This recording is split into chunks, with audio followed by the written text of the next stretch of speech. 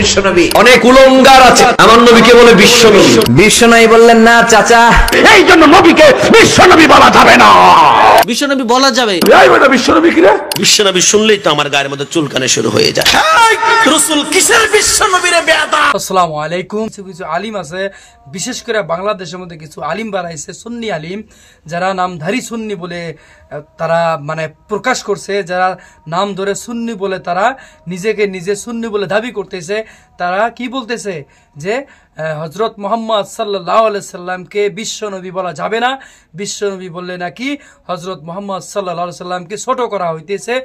যার জন্য একটা গুরুত্বপূর্ণ কিছু আলোচনা করব, আপনারা ভিডিওটাকে স্কিপ না করে সম্পূর্ণ ভিডিও দেখবেন ইনশাআল্লাহ। তো বেশি কথা বাড়াবো না, তো মূল কথার দিকে চলে যায় ইনশাআল্লাহ। হযরত মুহাম্মদ সাল্লাল্লাহু আলাইহি সাল্লামকে বিশ্বনবী বলা যাবে কি না যাবে সেই বিষয় নিয়ে আলোচনা করব ইনশাআল্লাহ। বিশ্বনবী কি? বিশ্বনবী মানে সারা বিশ্বের, শুধু এই বিশ্বের না, বিশ্ব জগতের নবী। শুধু ক্ষণস্থায়ী জিন্দেগির নবী না, চিরস্থায়ী জিন্দেগিরও নবী, বিশ্ব জগতের নবী। শুধু এই জগৎ না, পর জগতেরও সে কি নবী, আখিরি পয়গম্বর হযরত মুহাম্মদ সাল্লাল্লাহু আলাইহি সাল্লাম বিশ্ব নবী বলা যাবে। বিশ্ব নবী বলাতে কোনো খাত হবে না, কোনো তাকে ছোট করার মতো কোনো কথা হবে না। বিশ্ব নবী যে বলা যাবে না এরকম কোনো দলিলে আমি আজ পর্যন্ত পাই নাই, কোনো বিজ্ঞ আলিমের মুখে কোনোদিন শুনিও নাই। কিন্তু শুধু একমাত্র এই কথাটা বলতেছে কে? শুধু সুন্নি আলিমরা এই কথাটা বলতেছে। তারা সুন্নি নিজেকে সুন্নি বলে দাবি করতেছে। হযরত মুহাম্মদ সাল্লাল্লাহু আলাইহি সাল্লামকে বিশ্বনবী বলা যাবে না, কত বড় কথা জানছে, কত কি বলে, তারা কিচ্ছু বোঝে না। মুহাম্মদ সাল্লাল্লাহু আলাইহি সাল্লামকে বিশ্বনবী যে বলা যাবে না, তারা কিচ্ছু বোঝে না।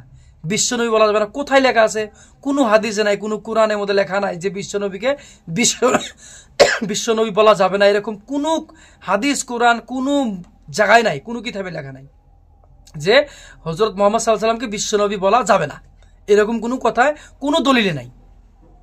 বিশ্বনবী উনি হলো একজন এহক জগতের পরজগতের একজন কি নবী, বিশ্ব নবী, এটা অবশ্যই বলা যাবে। আমি এটাই বলতে চাই, যারা যে সুন্নি ভাইয়েরা আছেন তাদের সাথে আমাদের সাথে কোনো দ্বিমত নাই, আমাদের সাথে তাদের সাথে কোনো দুশ্মনী নাই।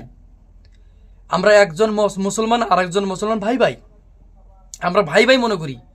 যার জন্য আমি রুনয় বিনয় করে বলতে চাই তাদেরকে, ভাই তোমরা কেন এই সুন্নি আলিমরা, ভাই সুন্নি ভাইরা কেন তোমরা নিজেকে নিজে সুন্নি বলে দাবি করে নবীজির শান নিয়ে মান নিয়ে কেন খেলা করতেছো যে নবীজিকে বিশ্ব নবী বলা যাবে না? আচ্ছা, আপনি একটা কথা চিন্তা করবেন যে যখন আমরা মারা যাব, এন্তেকাল করব, আল্লাহ পাক যেদিন আমাদেরকে দুনিয়া থেকে নিয়ে যাবে, তুলে নিয়ে যাবে, তখন কি তখন কবরের মধ্যে নেওয়ার পরে আপনাকে কি বলবে যে তুমি দুনিয়াতে যায়া নবীজিকে বিশ্বনবী বলো নাই কেন, বা বিশ্বনবী কেন বলছো, সেটা কি বলবো? আরে ভাই, আমরা সবাই তো একই কথা বলি। সমস্ত আলিম উলামারা বলতেছে এক কথা, যে কবরে যাওয়ার সাথে সাথে তিনটা প্রশ্ন হবে। ওখানে তিনটা প্রশ্ন হবে। সে তিনটা প্রশ্ন কি? যে তোমার রব কে? তোমার রব কে? তোমার আল্লাহ কে? তোমার রব কে? আরবিকটা বলবে ওখানে যে মা রাব্বুকা, তোমার রব কে? আবার বলবে তোমার দিন কি? মা দিনও কা, তোমার দিন কি? 3 নম্বর প্রশ্ন বলবে কি? আমার নবীও কা, তোমার নবী কে? তুমি একজন নবীর উম্মত, তুমি কোন নবীর উম্মত? তোমার নবীরা কে? এই 3টা প্রশ্ন হবে কবরের মধ্যে। এই 3টা প্রশ্ন কবরের মধ্যে হবো। যদি এই 3টা প্রশ্ন যদি আমাদের সোয়ালের এই জবাবটা যদি আমরা সঠিকভাবে দিতে পারি, তাহলে আমাদের কি হবে? ইহকাল পরকাল আমাদের সুখের হবে। আর যদি আমাদের ওই কবরের মধ্যে এই 3টা প্রশ্নের জবাব দিতে না পারি, তাহলে আমাদের ইহকালও গেল, পরকালও চলে গেল। ইহকালে যে আমরা আল্লাহর ইবাদত করছি সেটাও বিফল হয়ে গেল, আর পরকালে তো বিফল, কোনো ফল নাই, বিফল হয়ে যাব। যার জন্য আমরা সুন্নি ভাই যারা দাবি করি, যারা সুন্নি দাবি করতেছেন ভাই, তারা অনুরোধ করে বলতেছি, আপনারা শুধু দেশের মধ্যে, পৃথিবীর মধ্যে বিভ্রান্ত খটকা লাগানোর জন্য কোনো কথা বলেন না। মানুষকে বলেন নামাজের দাওয়াত দেন। নবীজেরা, সমস্ত আম্বিয়া ইকরামরা, পৃথিবীর মধ্যে আল্লাহ পাক যত আম্বিয়া ইকরাম, আল্লাহ পাক যত আম্বিয়া ইকরাম পাঠাইছিল, সমস্ত আম্বিয়া ইকরামরা কি বলছে? হে আমার উম্মতেরা, তোমরা কি করো? লা ইলাহা ইল্লাল্লাহ বলো, তোমরা কামিয়াব হয়ে যাবা। তোমরা কি করো? তোমরা আমার আল্লাহকে বিশ্বাস করো, আমার আল্লাহর উপরে কি করো? বিশ্বাস করো, আল্লাহকে বিশ্বাস করো যে আল্লাহ একজন, তোমার পালনকর্তা একজন, সৃষ্টিকর্তা একজন, লা ইলাহা ইল্লাল্লাহ, এই মাবুদ একজন। তোমরা এটা কলেমাটা পড়ো, তোমরা কি হবা? কামিয়াব হয়ে যাবা। সমস্ত আম্বিয়া কেরাম এই দাওয়াত দিছে। আর আমাদের কিছু কিছু আলিমুল আমারা বাড়াইছে, তারা কি করতেছে? এই মানুষের মধ্যে একটা করে খটকা লাগাই দিছে। সেই খটকাটা কি? এই যে সাধারণ সাধারণ বিষয় নিয়ে বিশ্বনবী কে বলল, কোন হুজুর বিশ্বনবী বলতেছে। হ্যাঁ, এই যে কিছুদিন আগে একটা কথা গেল, 5 বছর আগে, হ্যাঁ, ডক্টর মিজানুর রহমান আজহারি সাহেব কি বলছে? Cow boy. সাধারণ এতটুক কথা নিয়ে শুধু বলছে কাউ বয়, এই এতটুক দুইটা শব্দ, কাউ বয়, এই দুইটা শব্দ নিয়ে তলফার করে ফেলাইছে। কিন্তু এই কথাটা সোশ্যাল মিডিয়ায় তলফার না করিয়া যদি আজকে যেরকম একজন আলিম ভুল করছে, তো আচ্ছা, আমরা মানুষ, তো আপনিও তো একজন মানুষ, আপনিও যখন কথা বলবেন, হাজার হাজার মানুষ, লক্ষ লক্ষ মানুষের সামনে যখন আপনি কথা বলবেন, তখন স্লিপ করে তো একটা কথা ভুল হয়ে যায়। যার জন্য ভুল হয়, একটা হাজার হাজার লক্ষ লক্ষ কথা কওয়ার পরে একটা কথা অবশ্যই ভুল হয়। আর ওই ভুল কথাটা কিছু কিছু আলিম বাড়াইছে বাংলাদেশের মধ্যে, সেই আলিমরা কি করে? ওই কথাটাই ঘুরে ঘুরে ঘুরে ঘুরে একটা খটকা লাগায় মানুষের ভিতরে, জনগণের ভিতরে একটা খটকা লাগায় দেয়। সেই কাজটা আমরা না করি। সমস্ত আলিম যতক্ষণ পর্যন্ত আমরা সমস্ত আলিমরা এক না হব, ততক্ষণ পর্যন্ত এই পৃথিবীকে, হ্যাঁ, সোনার দেশ না হইতে পারবো না। সমস্ত আলিম এক হওয়া দরকার। যখন সমস্ত আলিম এক হয়ে যাবো ভাই, সমস্ত আলিম যখন এক হয়ে যাব, এক থালিতে খানা খাবো, তখন দেখবেন, হ্যাঁ, তখন দেখবেন কত সুন্দর এই দুনিয়ার মধ্যে কত সুন্দরভাবে চলাফেরা করতেছেন। তখন সোনার দেশ হয়ে, সোনার দেশ হবে। খালি শুধু সোনার বাংলাদেশ না, সোনার পৃথিবীটা হয়ে যাব। যার জন্য সমস্ত আলিমুল আমারা এক হওয়া দরকার, এক থালায় খাওয়া লাগে। এখন যেরকম আমরা ব্যবহার করতেছি, কিরূপ ব্যবহার জানেন? সেটা হইল, যদি একটা নদীর মধ্যে যদি কোনো সিংহ, কোনো বাঘ যদি ওখানে পানি খাইতে যায়, তাহলে হরিণে ওখানে পানি খাইতে যাইতে ভয় পায়।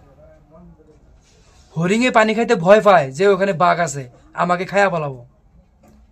তদ্রুপ আমরা বর্তমান কিছু কিছু আলিমুল আমা হয়ে গেছি। যদি লক্ষ লক্ষ মানুষের একটা আলিমের ওয়াজের মধ্যে, মাহফিলের মধ্যে যদি লক্ষ লক্ষ মানুষ হয়, সেই মানুষটা নিজের ওয়াজের মধ্যে যদি মানুষ কম হয়, আর ওই আলিমের জন্য আমরা কি করি? বদনাম করা আরম্ভ করে দিই, তার উপরে একটা খটকা লাগানোর জন্য আরম্ভ করে দিই।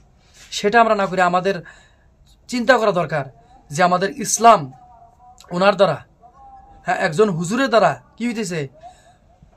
প্রচার হইতেছে।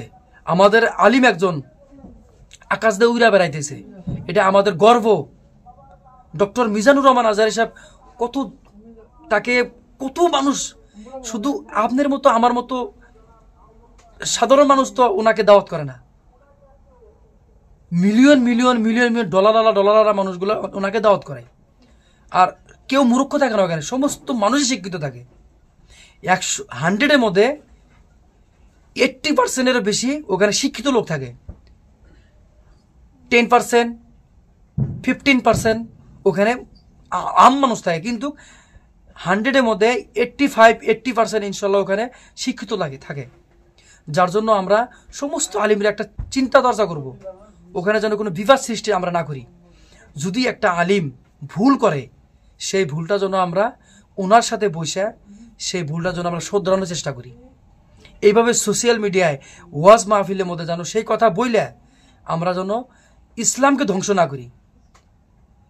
আমরা যদি আলিমরা যদি ইসলাম ধ্বংস করি, তাহলে ভাই কিয়ামত আর বেশি দূরে নাই, কিয়ামত খুব নিকটে। যার জন্য আমি অনুরোধ করে বলতেছি, যারা যারা নাকি এই মিজানুর রহমান আজহারী সাহেব শুধু না, ওনার সাথে শুধু না, কোনো আলিমকে নিয়ে আমরা দ্বিমত থাকবো না, কোনো আলিমের আমরা বিপরীত খটকা লাগাবো না। সমস্ত আলিম যতক্ষণ পর্যন্ত আমরা এক না হব, অতক্ষণ পর্যন্ত আমাদের দেশ সোনার দেশ হইতেই পারবো না। যার জন্য ভাই ইনশাল্লাহ আমরা সবাই এক হয়ে যাই, সমস্ত আলিম ওলামা আমরা এক হয়ে যাই, ইনশাআল্লাহ আমাদের দেশ, আমাদের পৃথিবী, আগে জিন্দিগি, আমাদের পৃথিবীটা ইনশাল্লাহ সোনার জিন্দিগি হয়ে যাব, সোনার পৃথিবী, সোনার দেশ হয়ে যাব ইনশাল্লাহ। তো এতটুকু বলে আমি শেষ করলাম। তো পরবর্তীতে আবার দেখা হবো। যদি ভালো লাগে আপনাদের অবশ্যই শেয়ার করবেন। আর এই কথার মধ্যে যদি কথাটা কোনো কথা যদি ভুল হয়ে থাকে মাফ করবেন। আর অবশ্যই যদি কথার মধ্যে যদি কোনো ওই রকম আমল করার কথা থাকে তাহলে অবশ্যই আমল করার চেষ্টা করবেন। সমস্ত আলিম এক হওয়ার চেষ্টা করবেন। খোদা হাফিজ। আসসালামু আলাইকুম ওয়া রাহমাতুল্লাহ।